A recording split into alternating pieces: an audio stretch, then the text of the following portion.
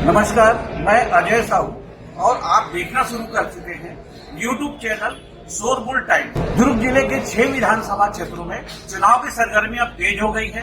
कांग्रेस और भाजपा दोनों दलों ने अपने प्रत्याशियों की घोषणा कर दी है। इसके साथ ही सारे प्रत्याशी नामांकन भी दाखिल कर चुके हैं।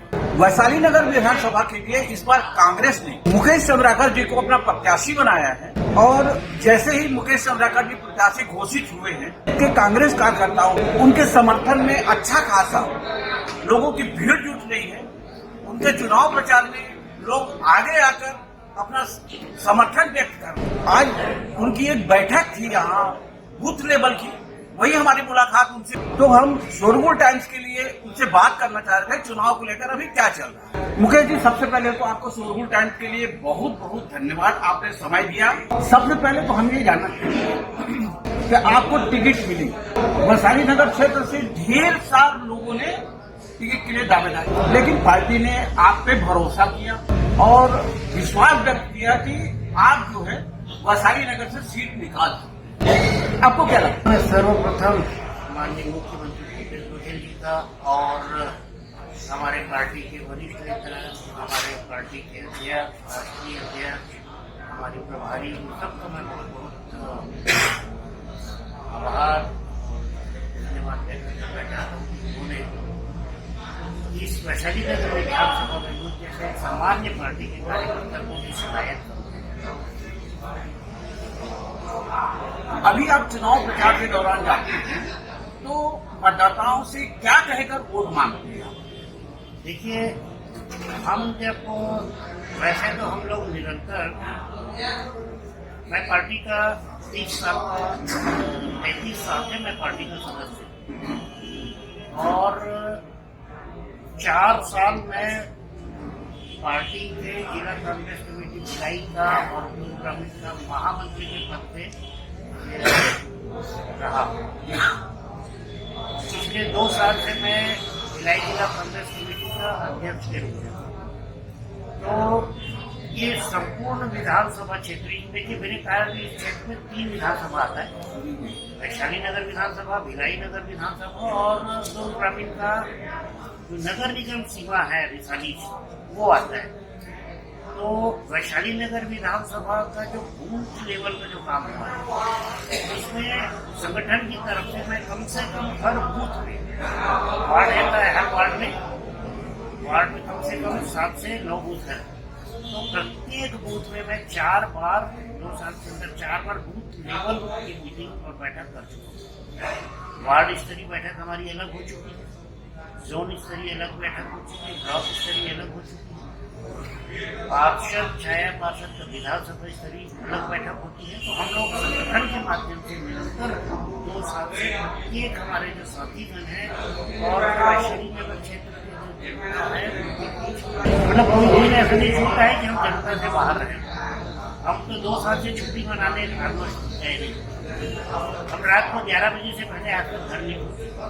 8:30-9 बजे से लेकर रात को 11 बजे का समय जनता के लिए समर्पित है। ये निरंतर जनता से मैं सन 96 से जनता की सेवा में उपलब्ध हूँ और सुबह 8 बजे से लेकर रात 10-11 बजे तक जनता के बीच ही रहा। अभी जो नया परिसीमन हुआ है मुकेश जी, उसके हिसाब से आपका विधानसभा क्षेत्र जो है दुर्ग हो गया और मेरे ख्याल से आप वोटर ही दुर्ग के हो गए होंगे। मैं पिछले 15 साल से नेहरू नगर का मतदाता हूँ। आप जो है जितनी 3 चुनाव हुए हैं, 3 चुनाव में मतदान के बाद वी फॉर विक्ट्री का फेसबुक में आपको दिख जाएगा। और मैं 15 साल से नेहरू नगर का मतदाता हूँ, पहली बार। दूसरी बात, ये जब भिलाई स्टील प्लांट जब स्थापित हुआ तो आप कोहका बस्ती, नेहरू नगर, आमदी, सेक्टर 1, सेक्टर 2, ये सब हमारे गाँव थे। इस गाँव को बीएसपी ने, सेंट्रल गवर्नमेंट ने एक्वायर किया। उसके पश्चात इसमें उन्होंने सिटी का निर्माण किया था और सिटी निर्माण करने के बाद ये तो हमारा जो पूर्वज से लेके आज तक हम लोग कोहका और नेहरू नगर के ही रहने वाले हैं। नहीं, वोटर लिस्ट में अभी जो नया परिसीमन है उसके हिसाब से मैं समझना चाह रहा था कि आप वैशाली नगर के मतदाता हैं या दुर्ग की मतदाता? मैं 15 साल से नेहरू नगर का मतदाता हूँ। सर्वाधिक दावेदार जो है कांग्रेस में वैशाली नगर से, और टिकट आपको एक को मिलेगी ये तो तय है। तो ऐसी स्थिति में क्या बाकी लोग आपके साथ मिलकर काम करने के लिए तैयार हैं, जो एक लंबे समय से वैशाली नगर क्षेत्र में राजनीति करते आए हैं, दरी उठाते आए हैं, जैसा भी समझ लीजिए कांग्रेस की सक्रिय भागीदारी उनकी रही है, और उन लोगों ने टिकट की मांग की थी और उनको टिकट नहीं मिली है। आप जिला अध्यक्ष हैं, आपको टिकट मिली, बधाई आपको, लेकिन क्या उन लोग आपके साथ मिलकर काम करने के लिए फिलहाल तैयार हैं? मैं सन 90 में मुझे दाऊ बहादुर चंद्राकर ने कांग्रेस कमेटी की सदस्यता ग्रहण करवाई। उसके बाद सन लगातार कम से कम 25 साल तक 24 साल तक मैं कांग्रेस का सामान्य कार्यकर्ता होने के नाते मैं दरी उठाया हूँ अपनी पार्टी के लिए। हाँ, ठीक है। दरी उसके बाद पार्टी ने मुझे महामंत्री के पद पर नियुक्त किया। महामंत्री में मैंने 2 बार रहा 4 साल तक। उसके पश्चात मुझे उन्होंने पार्टी ने मुझे माननीय भूपेश बघेल जी तत्कालीन अध्यक्ष थे, उन्होंने मुझे अध्यक्ष की जिम्मेदारी दी। मैं यहाँ पर रोकना चाहूंगा उनके। मेरा सवाल ये था कि वहाँ के जो टिकट के दावेदार थे, नहीं, मैं आपकी बात पे ही आ रहा हूँ। आपने कहा कि जमीनी कार्यकर्ता, दरी उठाने कार्यकर्ता थे, मैं उसकी बात कर रहा हूँ कि मैं 26 साल 27 साल 28 साल मैं भी सामान्य करता रहा के दरी उठाया हूँ। उसके बाद मेरा पदोन्नति होकर मुझे महामंत्री बनाया गया, उसके पश्चात मुझे जिला अध्यक्ष बनाया गया, उसके पश्चात मुझे उसके बाद मेरे को कांग्रेस अध्यक्ष बनाया गया, उसके बाद मेरे को वैशाली नगर का प्रत्याशी बना दिया।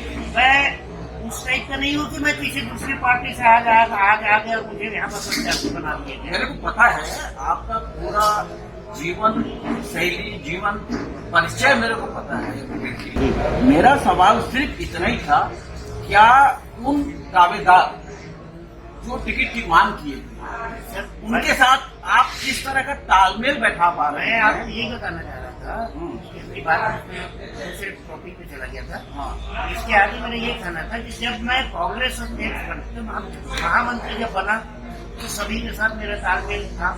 ये पहले ग्रामीण में था, फिर भिलाई जिला अलग से कमेटी बना गया, तो मेरी तालमेल शुरू से उनके साथ सामान्य कार्यकर्ता की तरह रही।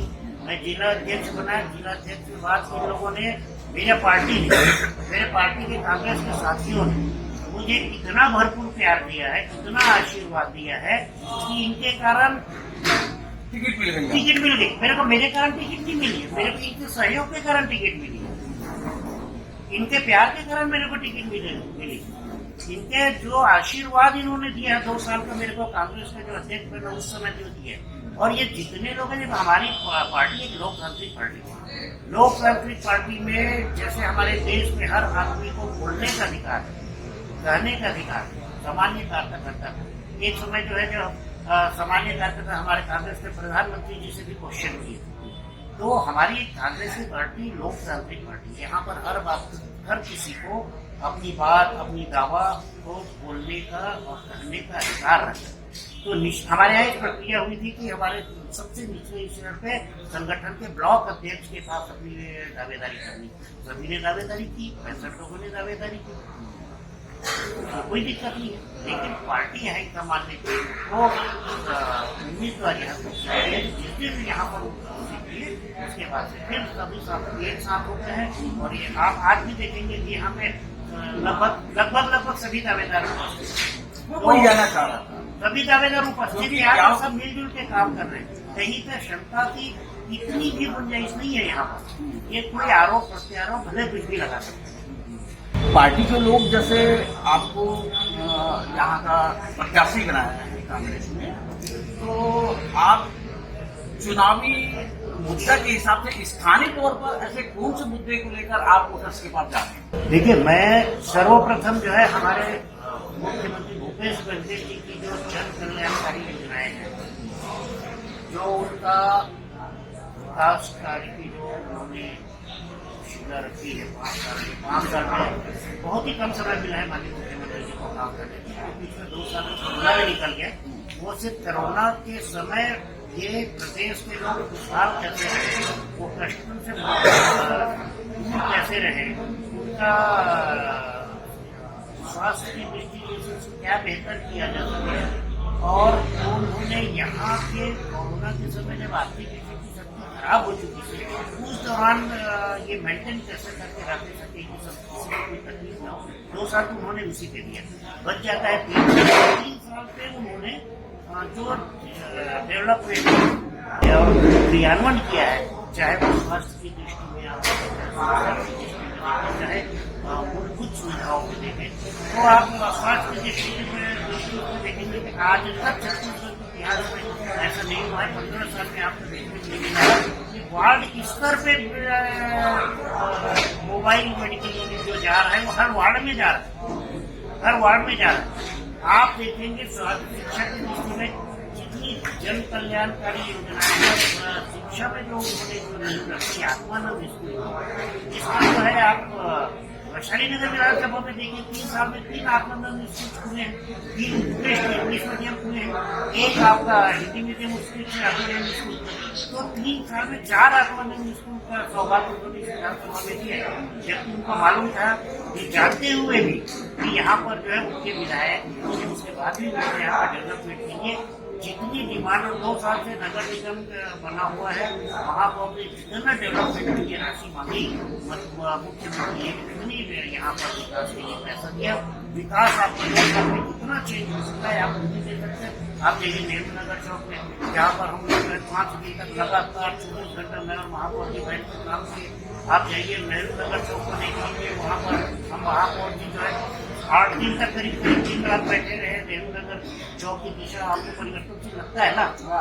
ठीक है, आप जाइए तालाबों के सौंदर्यीकरण पे चल लीजिए। आप जाइए 20 साल में हम जब वोट मांगने जाते हैं तो हम ऐसा आशीष देते हैं, लोग बोलते हैं कि 20 साल में आपने रोड मिल नहीं बना, नेहरू नगर नहीं बना, रोड नहीं बना है, नाली का निर्माण नहीं, मूलभूत सुविधाएं नहीं हुआ, पानी की नहीं तरह से।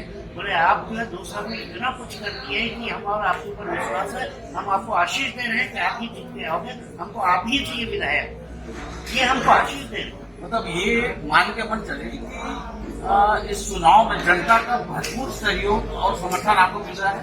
जनता का भरपूर सहयोग समर्थन के अलावा भरपूर आशीर्वाद मेरे को मिल रहा है।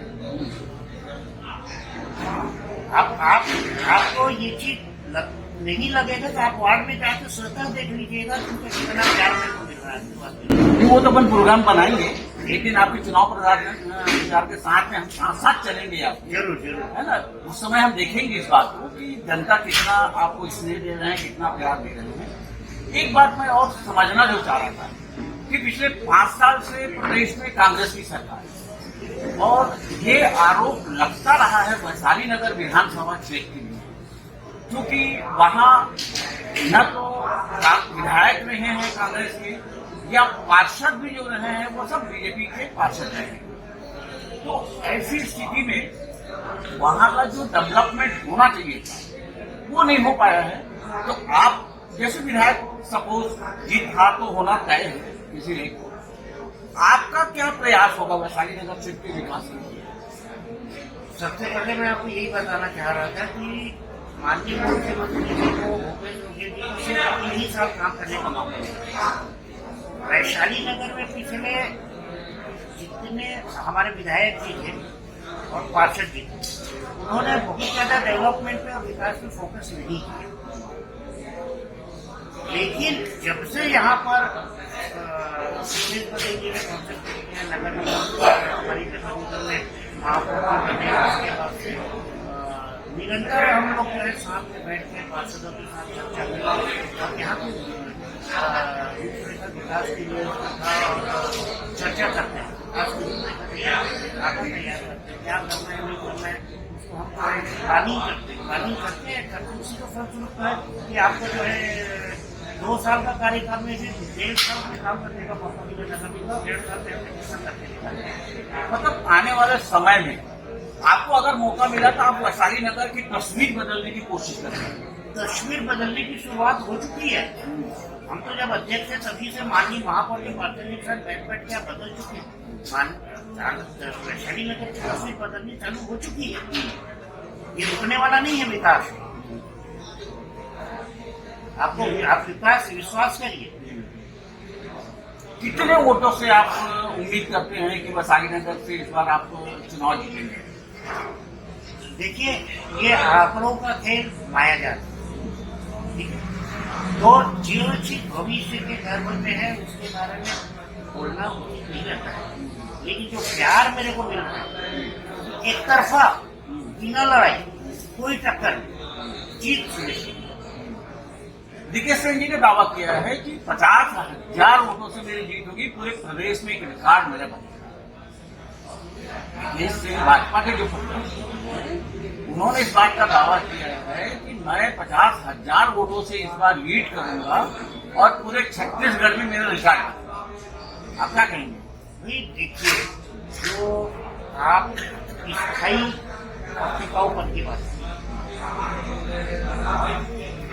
आप स्थायी, जब आप एक वार्ड में स्थायी नहीं रह पाए, जब आप एक पार्टी में स्थायी नहीं रह पाए,